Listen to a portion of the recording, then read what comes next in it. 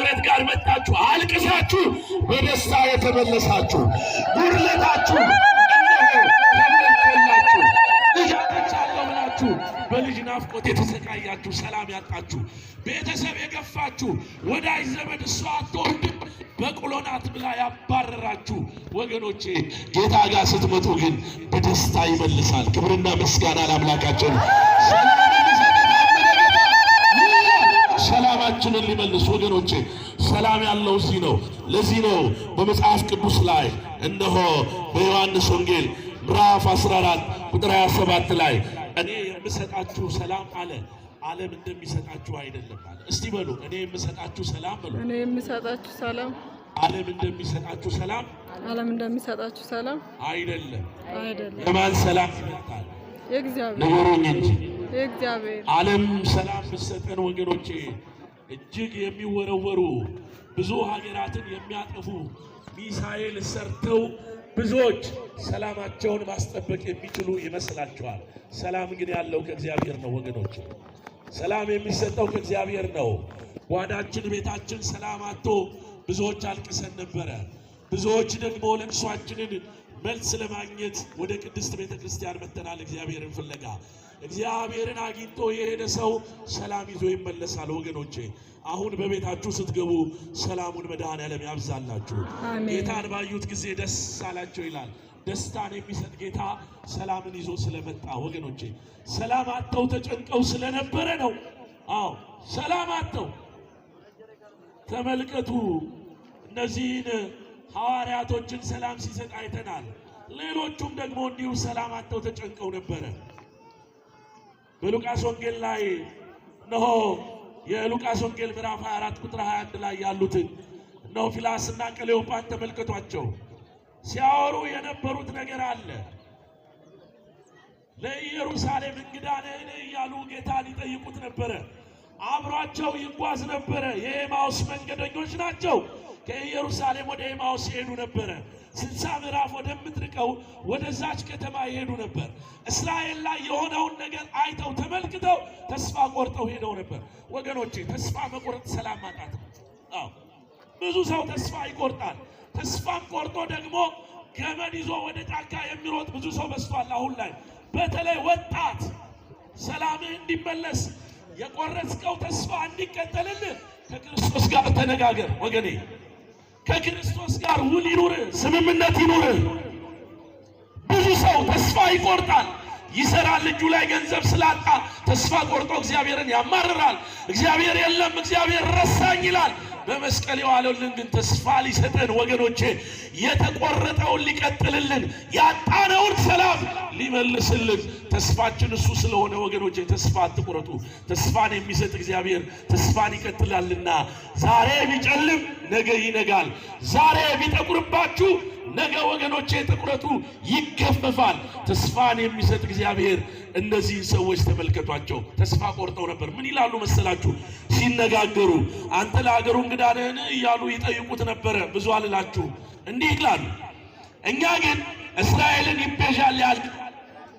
ተስፋ ቆርጠዋል። አሁን እነዚህ ሰዎች ስለ ከተማዋ ስለ ኢየሩሳሌም ነው የሚነጋገሩት። ኢየሩሳሌም የመጀመሪያዋ ሳሌም፣ የአሁኗ ኢየሩሳሌም የሰላም ስፍራ የሆነችው ይቺ ቦታ። ስለዚህ ስለ ኢየሩሳሌም ያወራሉ። በመዝሙረኛው ዳዊት መዝሙር 122 ቁጥር 6 ላይ እንዲህ የሚል ቃል አለ፣ ስለ ኢየሩሳሌም ሰላም ለምኑ ይላል። እየሰማችሁኝ ነው? ስለ ኢየሩሳሌም ሰላም ምን በሉ? አዎ እነዚህ ሰዎች የሚያወሩት ስለ ሀገር ነበረ። ኢየሩሳሌምን ያድናል ይቤዣል ያለው እርሱን በመስቀል ላይ ሰቀሉት። አሁንማ ተስፋ የለንም።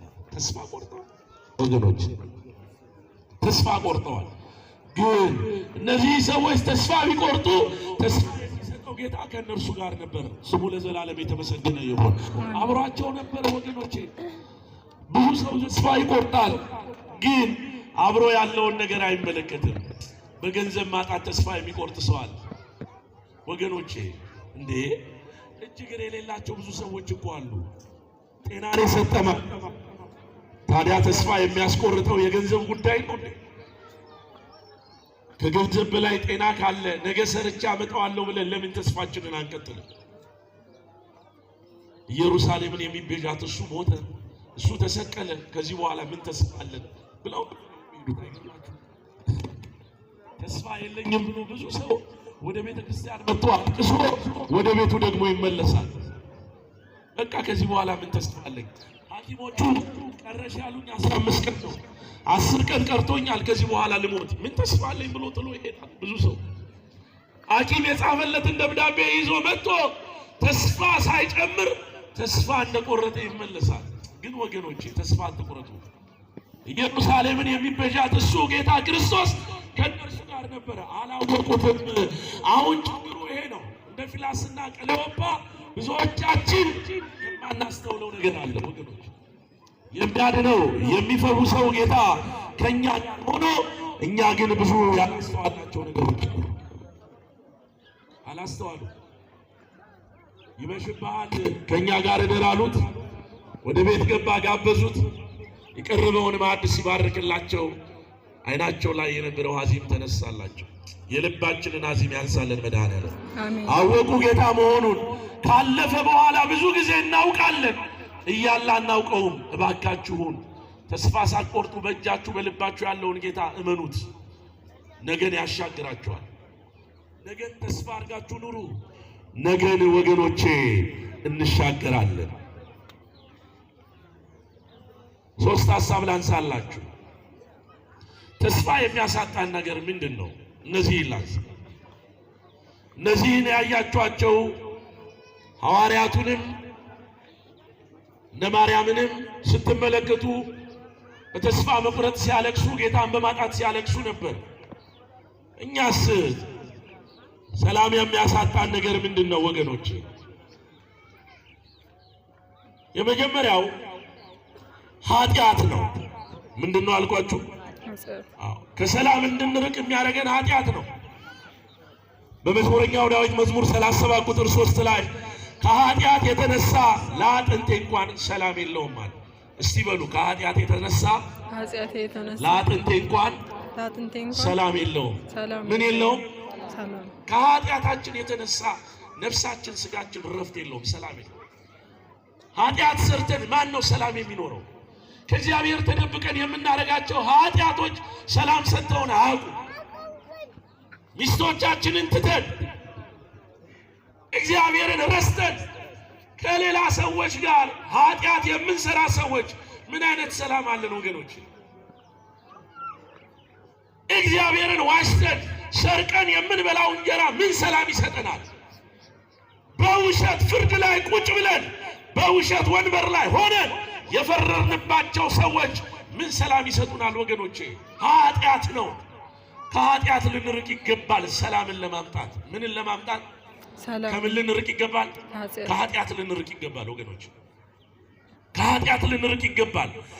ኃጢአትን ልንጠየፋት ይገባል። አዎ እግዚአብሔርን ማጣት ያመጣል ኃጢአት። ተመልከቱ።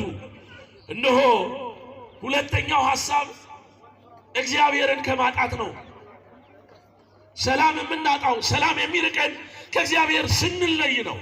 በቁማችን ብዙዎቻችን ከእግዚአብሔር ተለይተናል። አባቶቻችን ምን ይላሉ? በቁም የሞተ የሚሉት ሐሳብ አላቸው። እውነት ነው። ተመልከቱት። ለዚህ ምሳሌያችን አዳም አባታችን ከእግዚአብሔር ራቀ፣ ከእግዚአብሔር ተለየ በኃጢአት ምክንያት። አትብላ የተባለው በኦሪት ዘፍጥረት ምዕራፍ 3 ላይ እነሆ ሞትን ትሞታለህ ሲባል አባታችን አዳም ያንን ሕግ ተላልፎ ኃጢአትን ሰራ።